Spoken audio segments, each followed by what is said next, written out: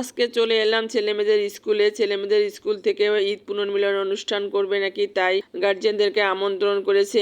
আসসালামু আলাইকুম, আপনারা সবাই কেমন আছেন? কি অবস্থা আপনাদের? খুব সকালবেলা উঠে তাড়াতাড়ি নাস্তা রেডি করে বাচ্চাদেরকে ডাক দিলাম। ডাক দিয়ে বাচ্চারাও রেডি হলো, তার সঙ্গে আমিও রেডি হয়ে চা বিস্কিট খেয়ে 7টার দিকে বেরিয়ে পড়লাম স্কুল যাওয়ার উদ্দেশ্যে। তবে স্কুলে গেলাম, স্কুলে গিয়ে দেখি বাচ্চারা নতুন নতুন ড্রেস পরে আসছে।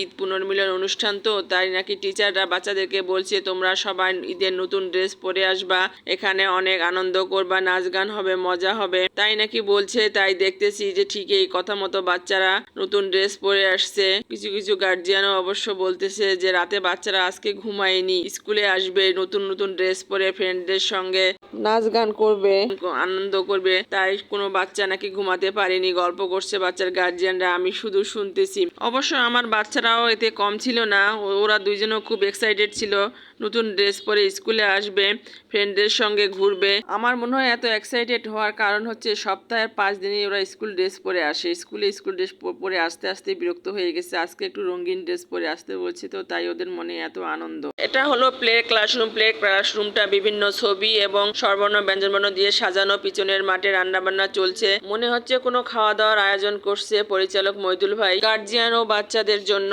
তিনি নিজেই দাঁড়িয়ে থাকি সবকিছু পরিচালনা করছেন। স্কুলের ছেলেমেয়েরা তাদের মা বাবাকে সঙ্গে করে স্কুলে চলে আসতেছে এবং নিজ নিজ জায়গা দখল করে সবাই হল রুমে বসে পড়লো। তাই আমিও ভাবলাম যে আমিও গিয়ে আমার জায়গা দখল করে বসে পড়ি, পরে আবার জায়গা পাবো কিনা। তাই আমিও হল রুমে গিয়ে আমার সিট দখল করে বসলাম এবং মাঝে মাঝে মনে করলাম যে একটু ওদের গার্জিয়ানদের ভিডিও করি, তাই গার্জিয়ানদেরকে ভিডিও করে ক্লাস 5-এর রুমে চলে আসলাম। ক্লাস 5-এ আমার মেয়ে আছে, তাই মনে করলাম ক্লাস 5-এর রুমটা একটু ভিডিও করি। এসে মেয়েকে পানি দিলাম এবং ভিডিও করলাম। এখানে কিছু গুরুত্বপূর্ণ ভাষণ আছে। এই আয়োজনটা মনে হয় এই বছরে এবার দিয়ে 2বার হলো, কি ঠিক কিনা?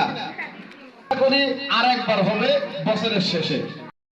পরিচালকের পক্ষ নিয়ে বলছি না, সবসময় কি সেই আয়োজন করবে? আমরা গার্জিয়ান মিলে কি তাকে একবার আমন্ত্রণ করতে পারি না?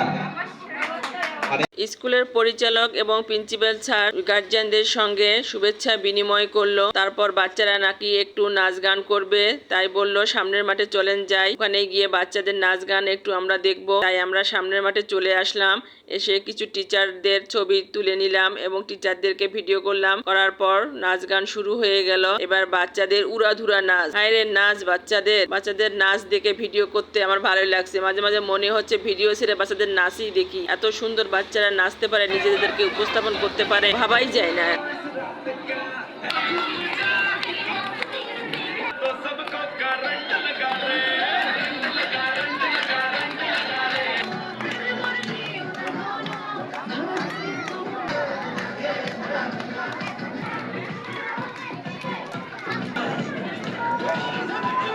এত ছোট ছোট বাচ্চাদের কত সুন্দর নাচের আর্ট, এরাই আমাদের দেশের আগামীর ভবিষ্যৎ। লেখাপড়ার পাশাপাশি বাচ্চাদের বিনোদনের প্রয়োজন হয়, অবশ্য এটাই এই স্কুলে করে।